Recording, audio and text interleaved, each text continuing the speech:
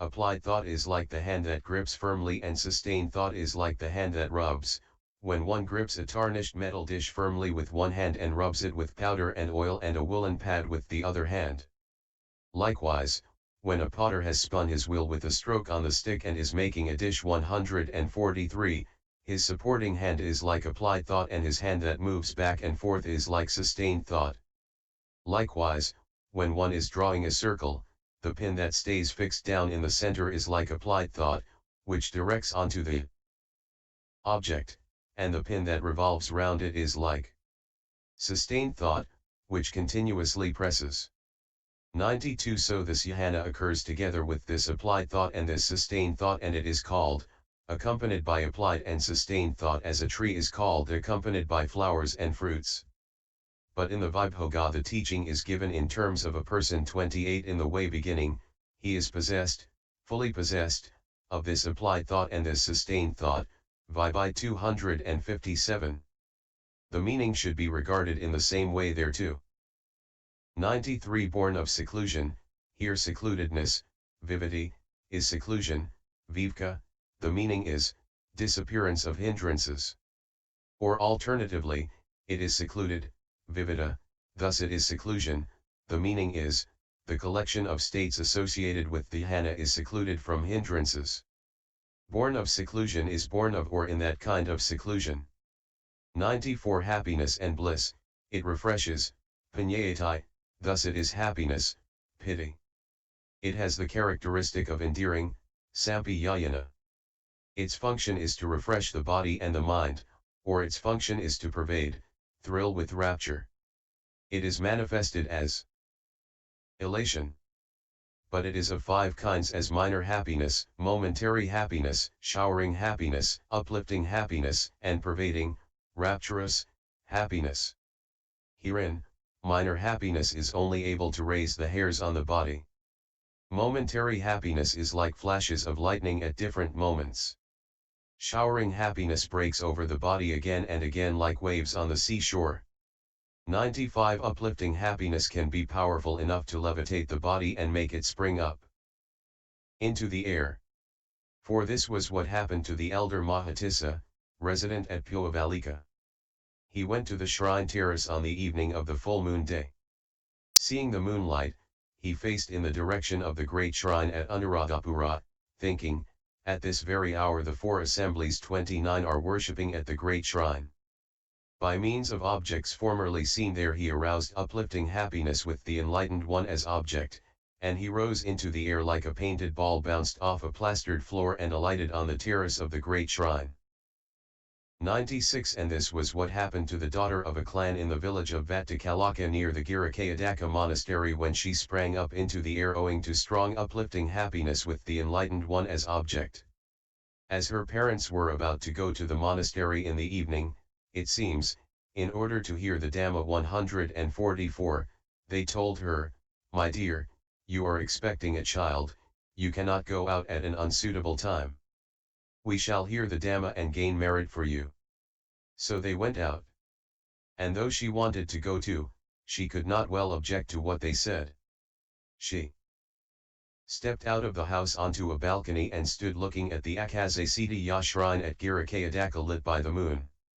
She saw the offering of lamps at the shrine, and the 4 communities as they circumambulated it to the right after making their offerings of flowers and perfumes, and she heard the sound of the massed recital by the community of bhikkhus.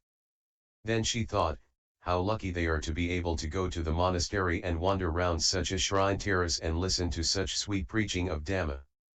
Seeing the shrine as a mount of pearls and arousing uplifting happiness, she sprang up into the air, and before her parents arrived she came down from the air into the shrine terrace, where she paid homage and stood listening to the Dhamma.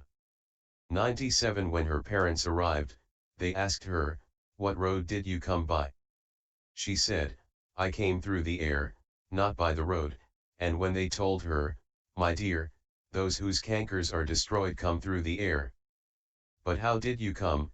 she replied, "As I was standing looking at the shrine in the moonlight a strong sense of happiness arose in me with the enlightened one as its object. Then I knew no more whether I was standing or sitting, but only that I was springing up into the air with the sign that I had grasped, and I came to rest on this shrine terrace. So uplifting happiness can be powerful enough to levitate the body, make it spring up into the air. 98 But when pervading, rapturous, happiness arises, the whole body is completely pervaded, like a filled bladder, like a rock cavern invaded by a huge inundation.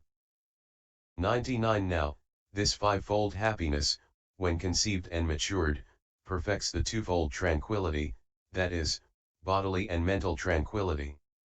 When tranquility is conceived and matured, it perfects the twofold bliss, that is, bodily and mental bliss. When bliss is conceived and matured, it perfects the threefold concentration, that is, momentary concentration, access concentration, and absorption concentration. Of these, what is intended in this context by happiness is pervading happiness, which is the root of absorption and comes by growth into association with absorption. 100 But as to the other word, pleasing, sukhana, is bliss, sukha. Or alternatively, it thoroughly, suhu, devours, kadati, consumes, khaoati, 30 bodily and mental affliction, thus it is bliss, sukha. It has gratifying as its characteristic. Its function is to intensify associated states. It is manifested as aid. And wherever the two are associated, happiness is the contentedness at getting a desirable object, and bliss is the actual experiencing of it when got. Where there is happiness there is bliss, pleasure, but where there is bliss there is not necessarily happiness. Happiness is included in the formations aggregate, bliss is included in the feeling aggregate. If a man, exhausted 31 in a desert, saw or heard about a pond on the edge of a wood, he would have happiness. If he went into the wood's shade and used the water, he would have bliss. And it should be understood that this is said because they are obvious on such occasions. 101 Accordingly, this happiness and this bliss are of this jhana, or in this jhana, so in this way this jhana is qualified by the words with happiness and bliss and also born of seclusion. Or alternatively, the words happiness and bliss, pitasuke, can be taken as the happiness and the bliss independently, like the Dhamma and the discipline, Dhammavinaya, and so then it can be taken as seclusion-born happiness and bliss of this jhana, or in this jhana, so in this way it is the happiness and bliss rather than the jhana that are born of seclusion. For just as the words born of seclusion can as at, be taken as qualifying the word jhana, so too they can be taken here as at, b, as qualifying the expression happiness and bliss, and then that total expression is predicated of this jhana. So it is also correct to call happiness and bliss born of seclusion as single expression. In the Vibhoga it is stated in the way beginning, this bliss accompanied by this happiness, Vibhi 257. The meaning should be regarded in the same way there too.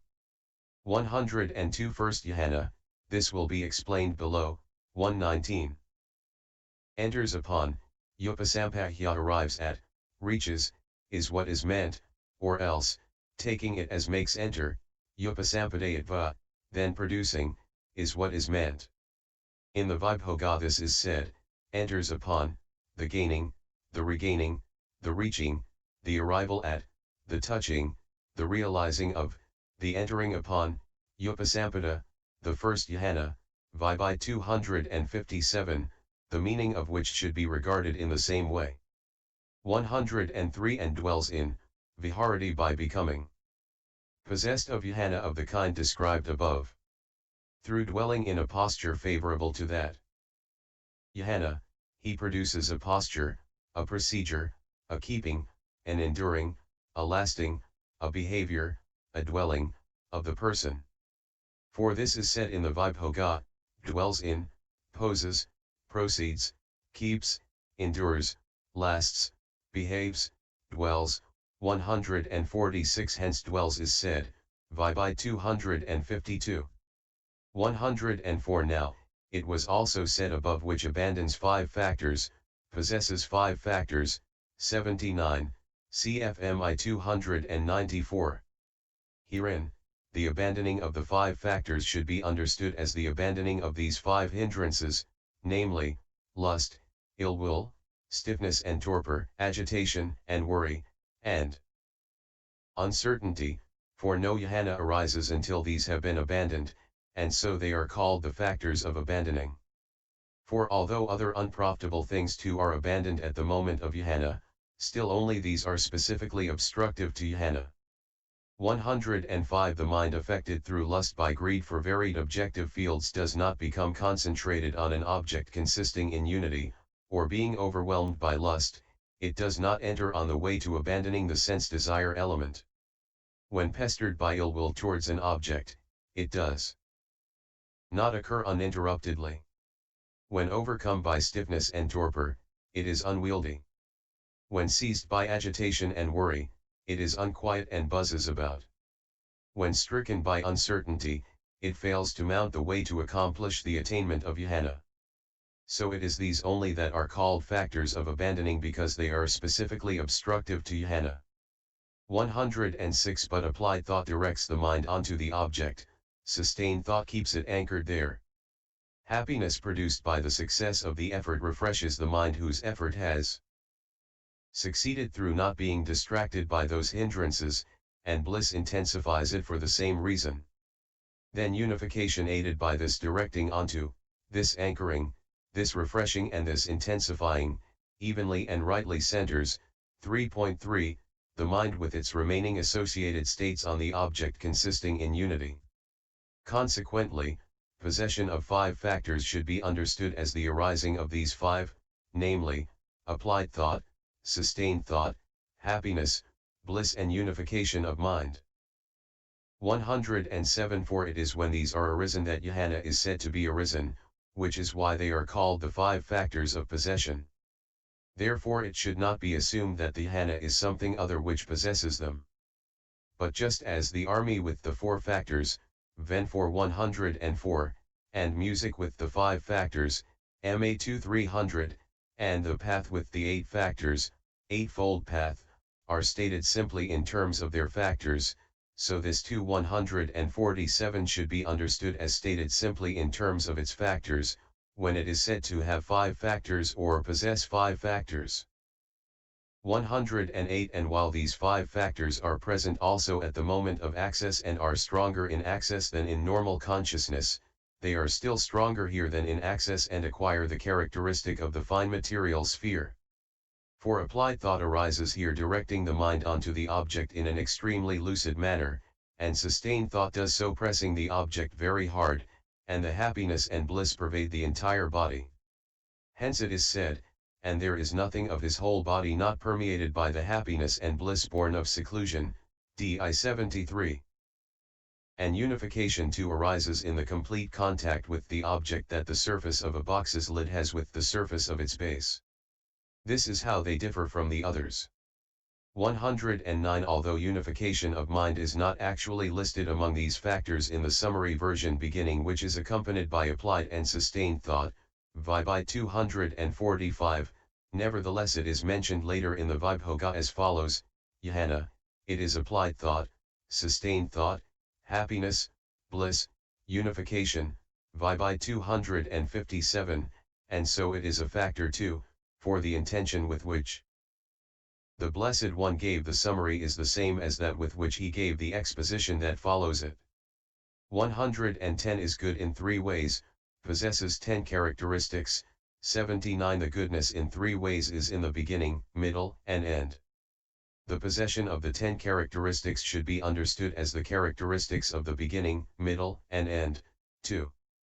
Here is the text. 111 Of the first jhana, purification of the way is the beginning, intensification of equanimity is the middle, and satisfaction is the end. Of the first jhana, purification of the way is the beginning. How many characteristics has the beginning? The beginning has 3 characteristics. The mind is purified of obstructions to that jhana. Because it is purified, the mind makes way for the central state of equilibrium, which is the sign of serenity. Because it has made way, the mind enters into that state. And it is since the mind becomes purified of obstructions and through being purified, makes way for the central state of equilibrium, which is the sign of serenity and, having made way, enters into that state, that the purification of the way is the beginning of the first jhana. These are the three characteristics of the beginning. Hence it is said, the first jhana is good in the beginning, which possesses three characteristics. 148. 112 of the first jhana. Intensification of equanimity is the middle. How many characteristics has the middle? The middle has three characteristics. He now looks on with equanimity at the mind that is purified. He looks on with equanimity at it as having made way for serenity. He looks on with equanimity at the appearance of unity. 32 And in that he now looks on with equanimity at the mind that is purified, and looks on with equanimity at it as having made way for serenity, and looks on with equanimity at the appearance of unity. That intensification of equanimity is the middle of the first jhana. These are the three characteristics of the middle. Hence it is said, the first jhana is good in the middle, which possesses three characteristics. 113 of the first jhana. Satisfaction is the end. How many characteristics has the end? The end has four characteristics. The satisfaction in the sense that there was non-excess of any of the states arisen therein, and the satisfaction in the sense that the faculties had a single function, and the satisfaction in the sense that the appropriate energy was effective, and the satisfaction in the sense of repetition, are the satisfaction in the end of the first jhana. These are the four characteristics of the end. Hence it is said, the first jhana is good in the end, which possesses four characteristics. Paþis I 167-68. 114 Herein, purification of the way is access together with its concomitants. Intensification of equanimity is absorption. Satisfaction is reviewing. So some comment. 33 But it is said in the text, the mind arrived at unity enters into purification of the way, is intensified in equanimity, and is satisfied by knowledge. Paþis I 167, and therefore it is from the standpoint within actual absorption that purification of the way firstly should be understood as the approach, with intensification of equanimity as the function of equanimity consisting in specific neutrality, and satisfaction as the manifestation of clarifying knowledge's function in accomplishing non-excess of states. How? 115 Firstly, in a cycle of consciousness in which absorption arises, the mind becomes purified from the group of defilements called hindrances that are an obstruction to jhana. Being devoid of obstruction because it has been purified, it makes way for the central state of equilibrium, which is the sign of serenity. Now, it is the absorption concentration itself occurring evenly that is called the sign of serenity. But the consciousness immediately before that 149 reaches that state by way of change in a single continuity, cfxxii.16, and so it is said that it makes way for the central state of equilibrium, which is the sign of serenity. And it is said that it enters into that state by approaching it through having made way for it. That is why in the first place purification of the way, while referring to aspects existing in the preceding consciousness, should nevertheless be